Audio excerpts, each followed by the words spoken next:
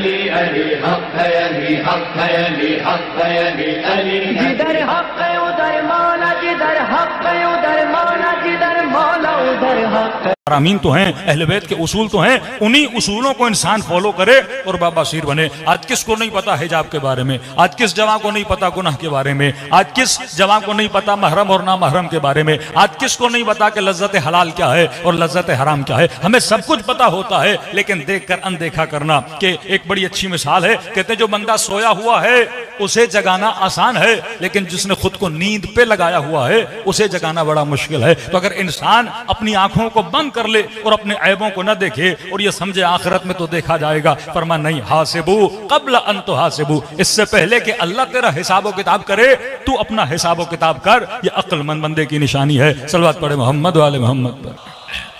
ایک ہے بصیرت اخلاقی، دوسرا چیپٹر ہے بصیرت دینی. جب تک دین میں بصیرت نہ ہو، کہ کل میں نے عرض کیا آج رسول خدا کے جانے کے بعد جس چیز کا سب سے زیادہ معاشرہ شکار ہوا، جس کے بعد امت گمراہ ہوئی، وہ دینی بصیرت تھی. کہ لوگوں کو پتا نہیں کہ حق کیا ہے باطل کیا ہے، ہم نے کس کی طرف جانا ہے. کہ میں نے کہا رسول خدا کلو دیتر گئے کہ علی مع الحق والحق مع علی، یا کبھی ہاتھ بلند کر کے، یا کبھی کہا کہ یہ یا علی انت منی بمنزلت ہارون من موسیٰ، یا علی مع القرآن والقرآن مع علی، یا علی مثلک مثل الکعبہ. یہ ساری مثالیں کیوں دے رہے تھے؟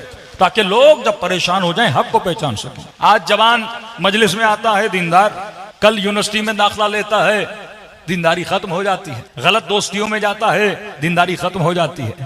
فرمایا بعض لوگوں کے ایمان کی مثال مچھر کی طرح ہے. ابھی تیز ہوائیں چل رہی ہیں، اگر مچھر ان ہواؤں میں اڑ رہا ہو، جہاں ہوا کھینچے گی وہاں چلتا ہوا جائے گا. لیکن آپ کی باڈی میں ویٹ ہے، کیونکہ آپ کے بدن میں وزن ہے.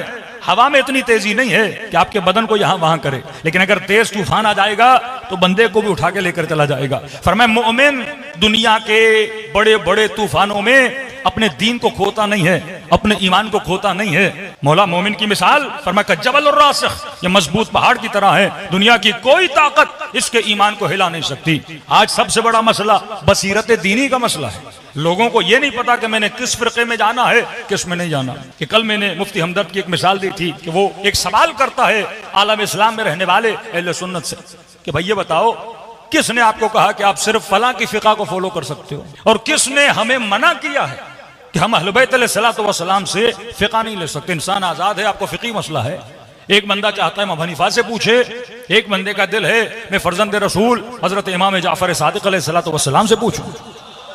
لیکن یہ جو ریڈ لائن ہے، یہ جو پابندی لگائی گئی کہ آپ فقہی مسائل اہل بیت سے نہیں پوچھو گے.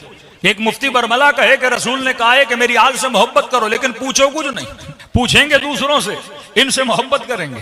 محبت دوسروں یعنی جو ظلم کرنے والے ہیں ان سے پوچھیں گے، لیکن جو اہل بیت علیہ السلام ہے ان سے نہیں پوچھیں گے. یہ کہاں کا قانون ہے؟ یہ کہاں کی تربیت ہے؟ یہ جو سوال ذہنوں میں پیدا ہوتا ہے، یہیں سے بصیرت پیدا ہو جاتی ہے، یہیں سے ہدایت ملتی ہے. ابن ابی الحدید معتزلی تفسیر نہج البلاغہ لکھنے والے بہت بڑے عالم دین، انہوں نے اپنے استاد سے پوچھا.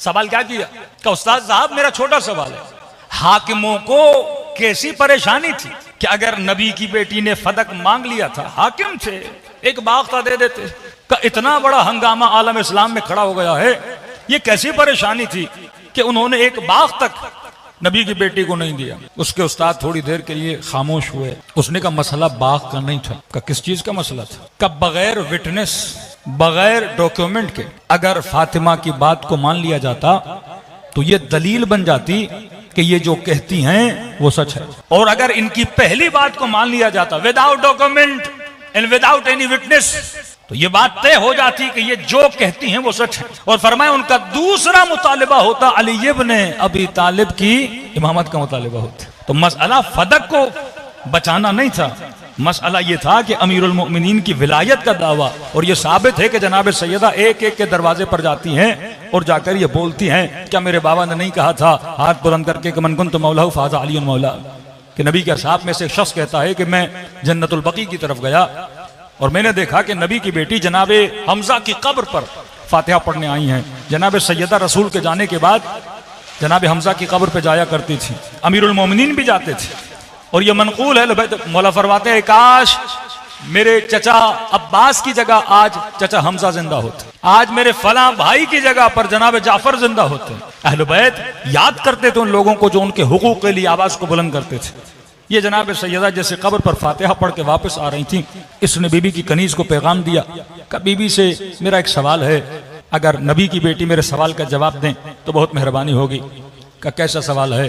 کہ مجھے یہ بتائیے کیا ان کو 100% یقین ہے کہ نبی کے بعد ان کا جانشین کون ہے؟ جیسے سیدہ سے پوچھا تو بی بی نے بڑے تعجب میں کہا کہ ہزاروں کے مجمع میں میرے بابا نے ہاتھ بلند کر کے کہا کہ من کنت مولا ہو فہذا علی مولا۔ اس سے بھی کوئی اور یقین کی چیز تمہیں چاہیے؟ یہ سننا تھا تو یہ بندہ بڑا تیز تھا، اس نے اگلا سوال کیا۔ اس نے کہا نبی کی بیٹی اگر خلافت، اگر حکومت، اگر ولایت علی کا حق تھا تو علی ابن ابی طالب اپنے حق کے لیے باہر نکلے کیوں نہیں؟ فتح کا آپ کا حق تھا، آپ لینے کے لیے گئے، لیکن اگر حکومت علی کا حق تھا، علی گھر میں بیٹھ کیوں گئے ہیں؟ یہ اپنے حق کے لیے آواز کیوں نہیں اٹھا رہے؟ واللہ اگر سیدہ نہ ہوتی یہ جواب آج تک قائم ہوتا۔ اس کا جواب سیدہ نے دیا۔ بی بی نے فرمایا مثل الامام مثل الکعبہ، امام کی مثال کعبے کی طرح ہوتی ہے۔ کعبہ کسی کے در پہ نہیں جاتا، دنیا کو کعبے کی طرف جانا ہوتا ہے، دنیا نے خرچ کر کے کعبے کے در پہ جانا ہوتا ہے، دنیا نے زحمت کر کے کعبے کی طرف جانا ہوتا ہے۔ تو میں کہتا ہوں جوان اس یہ انتظار میں نہ رہو کہ امام زمانہ آئیں گے۔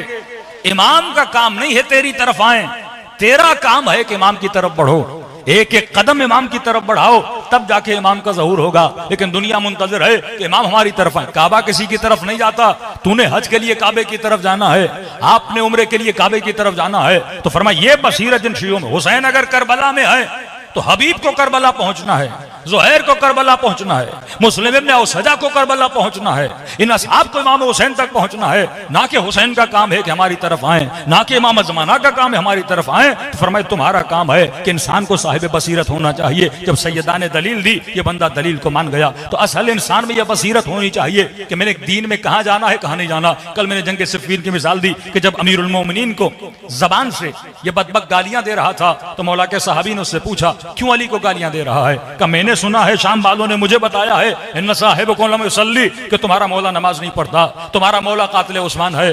تو وہاں پہ لے کر آیا اسے لشکر میں اور اسے ملایا نبی کے صحاب سے کہ یہ دیکھ اویس قرن جس کے لیے مشہور ہے یہ زہاد ثمانیہ میں تھا، جو پوری رات سجدہ کرے، پوری رات رکوع کرے، کہ یہ بتا جو یمن سے اٹھ کے یہاں تک آیا یہ کبھی کسی ایسے کا ساتھ دے سکتا ہے جو نمازی نہ ہو؟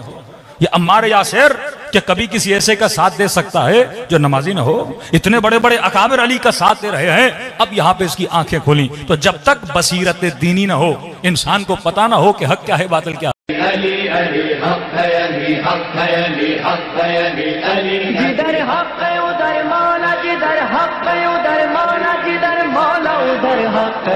علی علی حق ہے، علی حق ہے، علی حق ہے، علی علی جدھر حق ہے ادھر مولا، جدھر حق ہے